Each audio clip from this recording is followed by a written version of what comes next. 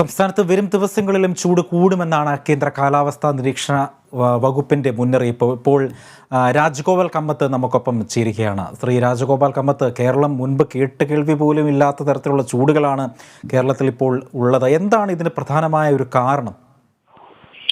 ഇത് നമ്മൾ കേരളത്തിലെ ഭൂപ്രകൃതിയിൽ വരുത്തിയിട്ടുള്ള മാറ്റങ്ങളാണ് ഈ അഭൂതപൂർവമായിട്ടുള്ള ചൂടിലെ വർധനവിന് കാരണമായിട്ടുള്ളത്. ഇപ്പോൾ കൂടിയ താപനിലയും കുറഞ്ഞ താപനിലയും തമ്മിലുള്ള അന്തരം വളരെ കുറഞ്ഞിരിക്കുകയാണ്. ഇപ്പോൾ കൊച്ചിയിലെ കാര്യം നോക്കുകയാണെങ്കിൽ ഇന്നലെ 5 ഡിഗ്രി സെൽഷ്യസ് മാത്രമാണ് വ്യത്യാസം. അതായത് കൂടിയ താപനിലയും കുറഞ്ഞ താപനിലയും തമ്മിൽ 33 ഡിഗ്രി 26-27 ഡിഗ്രി ആയിരുന്നു എറണാകുളത്തെ ആ വ്യത്യാസം. അങ്ങനെ വന്നു കഴിയുമ്പോൾ ചൂട് ഇവിടെ തന്നെ തങ്ങി നിൽക്കുകയാണ് ചെയ്യുന്നത്. ഇപ്പൊ രാത്രി 10 മണിക്ക് ഞാൻ നോക്കുമ്പോൾ ഏകദേശം 29 ഡിഗ്രി ആയിരുന്നു എറണാകുളത്തെ ചൂട്.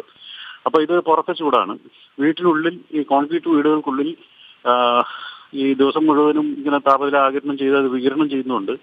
അതിലും കൂടുതലായിരിക്കും. വീട്ടിനുള്ളിലെ ഉഷ്ണം എന്ന് പറയുന്നത് 32, 33, 34 ഡിഗ്രിയൊക്കെ ആയിരിക്കും. ഈവൻ അതിലും കൂടുതലാകാൻ ചാൻസ് ഉണ്ട്. ചെറിയ റൂമൊക്കെ ആണെങ്കിൽ നല്ല കൂടുതലാകാൻ ചാൻസ് ഉണ്ട്. ഒന്നിൽ കൂടുതൽ ആളുകളൊക്കെ ഇരിക്കുന്ന സ്ഥലങ്ങളാണെങ്കിൽ അത്രയും കൂടാൻ ചാൻസ് ഉണ്ട്.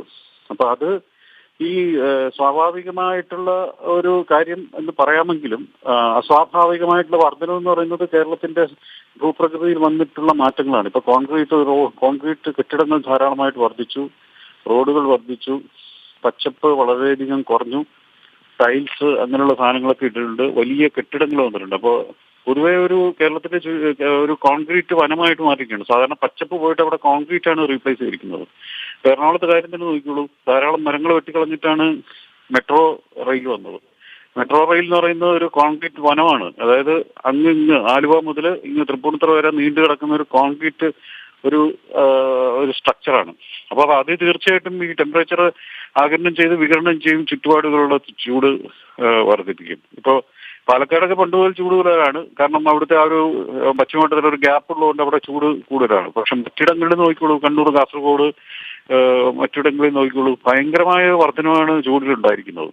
ഇതിന് ഒരു കാരണമുള്ളത് സൂര്യന്റെ ഒരു ഘട്ടം, അതായത് സോളാർ മാക്സിമ എന്ന് പറയുന്ന ഘട്ടത്തിലേക്ക് എടുക്കുകയാണ്. ഈ വർഷം മുതൽ അടുത്ത 3-3.5 വർഷത്തേക്ക് സൂര്യൻ നല്ല ചൂട് കൂടുതലുള്ള സോളാർ മാക്സിമം അവസ്ഥയിലായിരിക്കും. പക്ഷെ അതിനു മുമ്പും കഴിഞ്ഞ ദശകത്തിലും അതിന് മുമ്പത്തെ ദശകത്തിലും ഒക്കെ സോളാർ മാക്സിമം ഉണ്ടായിട്ടും പക്ഷെ ഇത്ര തീവ്രമായിട്ടില്ല എന്നുള്ളതാണ് നമ്മൾ മനസ്സിലാക്കേണ്ടത്. ഇപ്പൊ ഏകദേശം ഈ കേരളത്തിലെ ഒരു കാര്യം പറഞ്ഞു കഴിഞ്ഞാൽ ആർദ്രത കൂടുതലാണ്, റിലേറ്റീവ് ഹ്യൂമിഡിറ്റി കൂടുതലായിട്ട് അനുഭവിക്കുന്ന താപം വളരെയധികം കൂടുതലായിരിക്കും. അതാണ് നമുക്ക് ഇത്ര അസഹനീയമായിരിക്കുന്നത്. ഇപ്പൊ ഡൽഹിയിലൊക്കെ ആണെങ്കിൽ 44-45 ഡിഗ്രി ഒക്കെ ആണെങ്കിലും വെള്ളം കുടിച്ച് നിൽക്കാം. ഇങ്ങനെ ഒരു അസഹനീയമായ ഒരു ചൂടെന്ന് വെളിയിറങ്ങി നടന്നാലും അത്ര തോന്നില്ല. പക്ഷെ കേരളത്തില് ഒരു 35 ഡിഗ്രി ആയാൽ തന്നെ ഭയങ്കരമായ ചൂടായിട്ട് നമുക്ക് തോന്നും. അത് ഈ ഉഷ്ണം ഉണ്ടാകാൻ കാരണം ഈ ഈർപ്പം ഉള്ളത് കൊണ്ടാണ്, റിലേറ്റീവ് ഹ്യൂമിഡിറ്റി ഉള്ളത് കൊണ്ടാണ്. അതുകൊണ്ടാണ് നമുക്ക് ഈ പ്രത്യേകിച്ച് അസ്വസ്ഥതയും അസുഖങ്ങളൊക്കെ തോന്നുകയൊക്കെ ചെയ്യുന്നത്. ഏതായാലും ഒരു താപതരംഗത്തിന്റെ ഒക്കെ ഒരു അടുത്ത ഒരു 2 ദിവസം വളരെ കഠിനമായ ചൂടായിരിക്കാൻ സാധ്യതയുണ്ട്. മഴ പെയ്താലും ഒന്നും രക്ഷയില്ല. കാരണം അടുത്ത മണിക്കൂറുകളിൽ തന്നെ ചൂട് കൂടിക്കൊണ്ടിരിക്കുകയാണ്. അപ്പം സമുദ്രവും ചൂട് കൂടിയിരിക്കുകയാണ്. അപ്പൊ കാറ്റില്ല, കടലിൽ നിന്ന് ഇങ്ങോട്ടുള്ള കാറ്റ് വരുന്നില്ല. താപം ഇവിടെ തന്നെ തങ്ങി നിൽക്കുകയാണ്. അതൊക്കെയാണ് ഇത്തരത്തിലുള്ള ഒരു ചൂടിന് കാരണം. അത് പ്രതിരോധിക്കാൻ നിവൃത്തിയില്ല, സഹിക്കാൻ നിവൃത്തിയുള്ളൂ. വേറെ ഒരു മാർഗമില്ല. കാരണം നമ്മൾ നേരത്തെ ഒരുപാട് മുന്നറിയിപ്പുകൾ നൽകിയതാണ്. ഇങ്ങനെ കോൺക്രീറ്റ് ചെയ്യരുത്, നിങ്ങൾ ഇങ്ങനെ ടൈൽസ് ഇങ്ങനെ ഇത് ചെയ്യരുത്, പച്ചപ്പ് വെച്ച് പിടിപ്പിക്കണം, ഓരോ വീടുകളിലും ചുറ്റും മരങ്ങൾ വെച്ച് പിടിപ്പിക്കണം എന്നൊക്കെ പറഞ്ഞാണ്. പക്ഷെ എല്ലാവരും ചൂട് സഹിച്ച് ഇപ്പോഴും പ്രകൃതിയുടെ ഈ നശീകരണം, പരിസ്ഥിതി നാശം വരുത്തിക്കൊണ്ട് തുടരുകയും ചെയ്യാണ്. ഇപ്പൊ മറ്റേ ഇതുവരെയാണ് ഇനിയിപ്പോ തുരങ്കപാത എന്നൊക്കെ പറഞ്ഞ് 10,000 ലക്ഷക്കണക്കിന് മരങ്ങളാണ് ഇനി അവിടെ വെട്ടാൻ പോകുന്നത്. ഇപ്പൊ വയനാട് ഇപ്പൊ തൽക്കാലം സുഖകരമായ ഒരു അവസ്ഥയാണ്, 21 ഡിഗ്രി ഉണ്ട്. അതിനിപ്പോ ആ തുരങ്കപാതയും വെട്ടിക്കളയലും ഒക്കെ വന്നു കഴിയുമ്പോഴത്തേക്കും അതൊരു ഈ എറണാകുളത്തിന്റെ ചൂട് പോലെ ആവും വയനാടിന്റെയും. ആ ഒരു മലമ്പ്രദേശം, ആ തണുപ്പെന്നൊക്കെയുള്ള ആ സംഭവം പോകും. അങ്ങനെയാണ് ഈ മനുഷ്യന്റെ കൈകടത്തലാണ് ഇതിനകത്ത് പ്രധാനമായിട്ടും വന്നിട്ടുള്ളത്. ഈ കേരളത്തിൽ ഏറ്റവും കൂടുതൽ ഇപ്പം അങ്ങ് രാവിലെ പരിശോധിച്ചു എന്ന് അങ്ങ് തന്നെ പറഞ്ഞിരുന്നു. അപ്പോൾ ഏറ്റവും കൂടുതൽ ഇന്ന് ചൂട് രേഖപ്പെടുത്തിയത് എവിടെയാണ്? കണ്ണൂരും പാലക്കാടും ഒക്കെയാണ് ഏറ്റവും കൂടുതൽ ചൂട് രേഖപ്പെടുത്തുന്നത്. പാലക്കാടൊക്കെ 40 ഡിഗ്രിക്ക് മുകളിലാണ്, കണ്ണൂരും ചിലയിടങ്ങളിൽ 40 ഡിഗ്രിക്ക് മുകളിലാണെന്ന് പറഞ്ഞു. അത് ഈ ചൂട് റെക്കോർഡ് ചെയ്യുന്ന സ്ഥലത്തെ താപനിലയാണ്. ഇപ്പൊ ആര്യങ്കാവ് ആ ഭാഗങ്ങളിലൊക്കെ, പുനലൂരൊക്കെ നല്ല ചൂടുള്ള സ്ഥലങ്ങളാണ്. അതവിടെ പശ്ചിമഘട്ടത്തിലൊരു ഗ്യാപ്പ് ഉള്ളതുകൊണ്ട് തമിഴ്നാട്ടിലെ ചൂടിന്റെ ആ ഒരു ചൂടുകാറ്റ് ഇങ്ങോട്ട് അടിക്കുന്നതുകൊണ്ടാണ് അവിടെ അത്രയും ചൂടായിട്ട് വരുന്നത്. മറ്റിടങ്ങളിലും ചൂടുണ്ട്, പക്ഷെ നമ്മളവിടെ രേഖപ്പെടുത്തുന്നില്ല എന്നുള്ളതേ ഉള്ളൂ. ചിലപ്പോൾ 45 ഡിഗ്രിയോ ഒക്കെ ആകുന്ന ചൂട് പലയിടങ്ങളിലും ഉണ്ട്, പക്ഷെ അത് നമ്മൾ രേഖപ്പെടുത്തുന്നില്ല.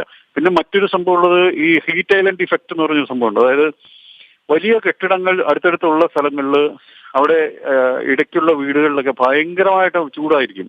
അതൊരു ഹീറ്റ് ഐലൻഡ് എഫക്റ്റ് എന്ന് പറയും. കാരണം പകൽ മുഴുവനും ചൂട് ആഗിരണം ചെയ്ത് ഫ്ലാറ്റുകളൊക്കെ ആഗിരണം ചെയ്ത് രാത്രി ആകുമ്പോഴത്തേക്കും റേഡിയേഷൻ ടവർ പോലാവും. അതായത് ചൂട് റേഡിയേറ്റ് ചെയ്യുന്ന ടവർ പോലാവും.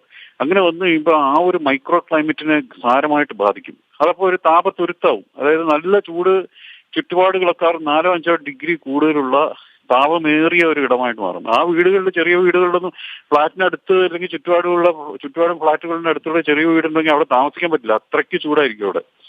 അപ്പൊ അത് പൊതുവെ ഇപ്പം നഗരങ്ങളിലൊക്കെ കണ്ടുവരുന്നുണ്ട്. പല ചെറു നഗരങ്ങളിലും ചെറിയ ടൗണുകളിലൊക്കെ ഇത്തരത്തിലുള്ള താപദ്വീപുകൾ കണ്ടുവരുന്നുണ്ട്.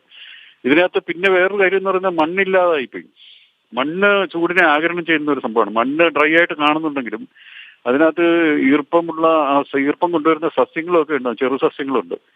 അത് മണ്ണ് കുറഞ്ഞു വരുന്നു. അതിന് പകരം ടാറും കോൺക്രീറ്റും ടൈൽസും ആണ്. ടാറും കോൺക്രീറ്റും ടൈൽസും എന്ന് പറയുമ്പോൾ താപം ആഗിരണം ചെയ്ത് വികിരണം ചെയ്യുന്ന സംഭവങ്ങളാണ്. അത് ടാർ ബോർഡിലോ അല്ലെങ്കിൽ ടൈൽസിലോ അല്ലെങ്കിൽ കോൺക്രീറ്റിലോ നമുക്ക് ചവിട്ടാൻ പറ്റില്ല ചൂട് സമയത്ത്. അതേസമയം മണ്ണിൽ നമുക്ക് സുഖമായിട്ട് ചവിട്ടാം, മണ്ണിൽ നിൽക്കാം. യാതൊരു ചെരുപ്പിന്റെ ഒന്നും സഹായം ഇല്ലാതെ തന്നെ മണ്ണിൽ ഏറ്റവും നല്ല ചൂട് സമയത്ത് നിൽക്കാം. അത് സൂചിപ്പിക്കുന്നത് മണ്ണ് നല്ലൊരു അബ്സോർബർ ആണെന്നുള്ളതാണ്. മണ്ണ് കുറഞ്ഞു വിടുന്നു. അതാണ് മറ്റൊരു കാരണം. ചൂട് റേഡിയേറ്റ് ചെയ്യുന്നു, അന്തരീക്ഷത്തിന്റെ ചൂട് വർദ്ധിക്കുന്നു. ഈ അടുത്ത ദിവസങ്ങളിലൊക്കെ നല്ല ചൂടായിരിക്കും. പലരും അവശരാകാൻ തുടങ്ങിയിട്ടുണ്ട്. ഈ 2-3 ദിവസമായിട്ടുള്ള ചൂടിന്റെ വർധന മൂലം നല്ല അവശരാകാൻ തുടങ്ങിയിട്ടുണ്ട്. ഒരു 3-4 ദിവസം കഴിഞ്ഞ് ചിലപ്പോൾ ഒരു മാറ്റം ഉണ്ടാകാം. അല്പസ്വല്പം മഴയൊക്കെ അവിടെ ഇവിടെ ഒക്കെ തുടർച്ചയായിട്ട് കിട്ടാം. അങ്ങനെയാണെന്ന് മഴ കിട്ടണമെങ്കിൽ തുടർച്ചയായിട്ട് കിട്ടണം. എന്നാൽ മാത്രമേ അതിന് പ്രയോജനമുള്ളൂ. വളരെയധികം നന്ദി ശ്രീ രാജഗോപാൽ കാമത്ത് ഈ ഘട്ടത്തിൽ പ്രതികരിച്ചതിന്. ഇപ്പോൾ